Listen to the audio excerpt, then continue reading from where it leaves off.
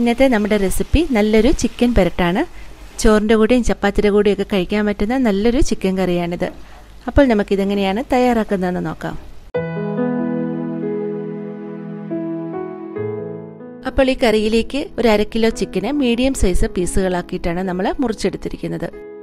ഇനി ഇതിലേക്ക് ഒരു 1/2 ടീസ്പൂണ് മഞ്ഞൾപ്പൊടി ചേർത്ത് കൊടുക്കുന്നുണ്ട്, 1 ടീസ്പൂൺ വിനാഗിരി ചേർത്ത് കൊടുക്കുന്നുണ്ട്, പിന്നെ ആവശ്യത്തിനുള്ള ഉപ്പും കൂടി ചേർക്കുന്നുണ്ട്. ഇനി ഇതെല്ലാം കൂടെ നമുക്ക് കൈ കൊണ്ട് നന്നായിട്ടൊന്ന് മിക്സ് ചെയ്തിട്ട് ഒരു അരമണിക്കൂർ നേരത്തേന് മാരിനേറ്റ് ചെയ്യാനായിട്ട് മാറ്റി വെക്കണം. ഇനി കറിയിലേക്ക് ചേർക്കാനായിട്ട് 2 മീഡിയം സൈസ് സവോള എടുത്തിട്ടുണ്ട്, ഒരു 5 വെളുത്തുള്ളി എടുത്തിട്ടുണ്ട്, ഒരു ചെറിയ കഷ്ണം ഇഞ്ചി, പിന്നെ ഒരു ചെറിയ തക്കാളി ഇത്ര എടുത്തിട്ടുണ്ട്. നമ്മൾ ഇതെല്ലാം അരിഞ്ഞല്ല കറിയിലേക്ക് ചേർക്കുന്നത്, മിക്സിയുടെ ജാറിലിട്ട് ഒന്ന് അരച്ചിട്ടാണ് ചേർക്കുന്നത്. അപ്പോൾ സവോള ഇതുപോലെ വലിയ കഷ്ണങ്ങളാക്കിയിട്ട് നമുക്ക് മിക്സിയുടെ ജാറിലേക്ക് ഇട്ട് കൊടുക്കാം. ഒപ്പം ഇഞ്ചി ഒന്ന് ചെറുതായിട്ട് മുറിച്ചിട്ട് ഇട്ട് കൊടുക്കാം. വെളുത്തുള്ളി അങ്ങനെ തന്നെ ഇട്ട് കൊടുത്താൽ മതി. എന്നിട്ട് എല്ലാം കൂടി ഒന്ന് അരച്ചെടുക്കാം.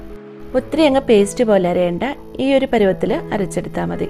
തക്കാളി പിന്നീടാണ് നമ്മൾ അരച്ചെടുക്കുന്നത്.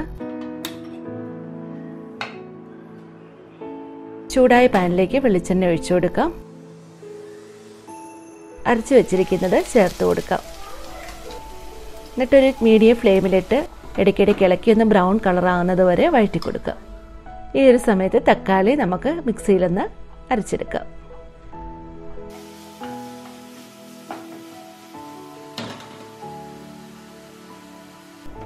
സവാള ഇപ്പം നന്നായിട്ട് ബ്രൗൺ കളറായിട്ടുണ്ട്. ഇനി ഇതിലേക്ക് തക്കാളി അരച്ചതും കൂടെ ചേർത്ത് കൊടുക്കാം. തക്കാളി ഫൈൻ പേസ്റ്റ് ആയിട്ട് അരക്കണമെന്നില്ല, ചെറിയ ചെറിയ കഷ്ണങ്ങളുണ്ടെങ്കിലും കുഴപ്പമൊന്നുമില്ല. എന്നിട്ടെല്ലാം കൂടെ നന്നായിട്ടൊന്ന് ഇളക്കി തക്കാളിയിലെ എണ്ണയൊക്കെ ഒന്ന് തെളിയുന്നിടം വരെ ഇളക്കി കൊടുക്കാം. ഇതിലേക്ക് ചേർത്ത് കൊടുക്കുന്നത് 2 ടേബിൾ സ്പൂൺ മല്ലിപ്പൊടിയാണ്, 1 ടേബിൾ സ്പൂൺ മുളക് പൊടി കൂടി ചേർത്ത് കൊടുക്കുന്നുണ്ട്. എന്നിട്ട് നന്നായിട്ടൊന്ന് ഇളക്കി കൊടുക്കാം.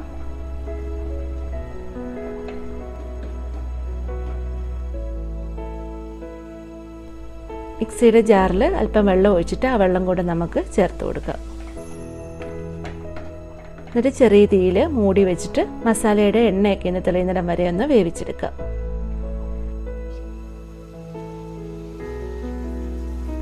ഇപ്പം മസാലയൊക്കെ വെന്ത് എണ്ണയൊക്കെ തെളിഞ്ഞിട്ടുണ്ട്. ഈ ഒരു സമയത്ത് നമ്മൾ മാരിനേറ്റ് ചെയ്ത് വെച്ചിരിക്കുന്ന ചിക്കൻ ചേർത്ത് കൊടുക്കാം. ഇതിലേക്ക് ഇനി നമ്മൾ ചേർക്കുന്നത് 1 ടീസ്പൂൺ ഗരം മസാലയാണ്, കുറച്ച് കറിവേപ്പില കൂടി ചേർത്ത് കൊടുക്കുന്നുണ്ട്. മസാലയെല്ലാം ചിക്കനിലേക്ക് കോട്ടാവുന്നത് വരെ നമുക്കൊന്ന് ഇളക്കി കൊടുക്കാം.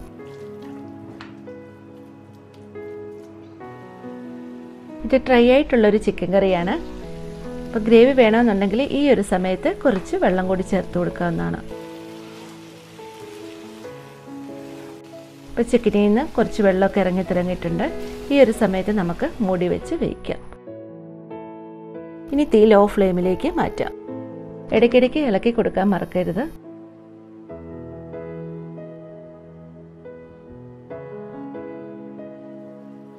ചിക്കനിൽ നിന്ന് ഇപ്പം നന്നായിട്ട് വെള്ളമൊക്കെ ഇറങ്ങിയിട്ടുണ്ട്.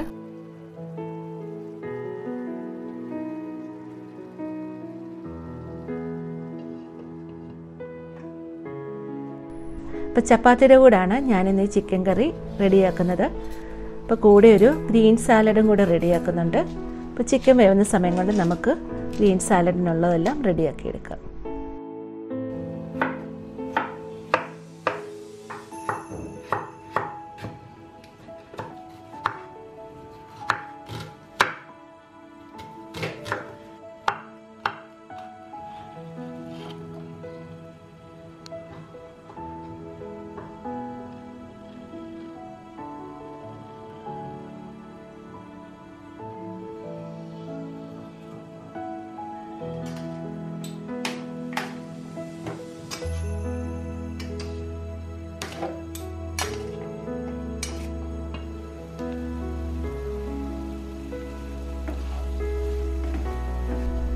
ചിക്കൻ ഇവിടെ നന്നായിട്ട് വെന്ത് വന്നിട്ടുണ്ട്. കുറച്ച് ഉപ്പിൻ്റെ കൂടെ കുറവുണ്ട്, അതും കൂടി ചേർത്ത് നന്നായിട്ടൊന്ന് ഇളക്കിയെടുക്കാം. അപ്പോൾ ഇത്രയേ ഉള്ളൂ, നമ്മുടെ കറി റെഡിയായി. വളരെ പെട്ടെന്ന് ഈസി ആയിട്ട് റെഡിയാക്കി എടുക്കാൻ പറ്റുന്നൊരു കറിയാണ്.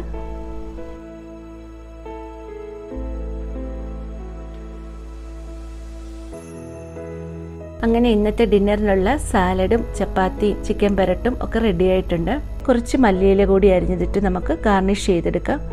ആ മല്ലിയിലയുടെ ടേസ്റ്റ് കൂടി വരുമ്പോൾ നല്ലൊരു ഫ്ലേവർ കിട്ടും ചിക്കൻ കറിക്ക്. വളരെ എളുപ്പത്തിൽ തയ്യാറാക്കാൻ പറ്റുന്ന നല്ല ടേസ്റ്റ് ഉള്ള ഒരു ചിക്കൻ റെസിപ്പിയാണിത്. അപ്പോൾ ട്രൈ ചെയ്ത് നോക്കാൻ മറക്കരുത്. റെസിപ്പി ഇഷ്ടമായെങ്കിൽ ലൈക്ക് ചെയ്യുക, ഷെയർ ചെയ്യുക. അതുപോലെ സബ്സ്ക്രൈബ് ചെയ്യാൻ വിട്ടുപോയിട്ടുണ്ടെങ്കിൽ സബ്സ്ക്രൈബ് ചെയ്ത് സപ്പോർട്ട് ചെയ്യാനും മറക്കരുത്. അപ്പോൾ വീണ്ടും ഇതുപോലൊരു നല്ല റെസിപ്പിയുമായി അടുത്ത വീഡിയോയിൽ കാണാം. ബൈ.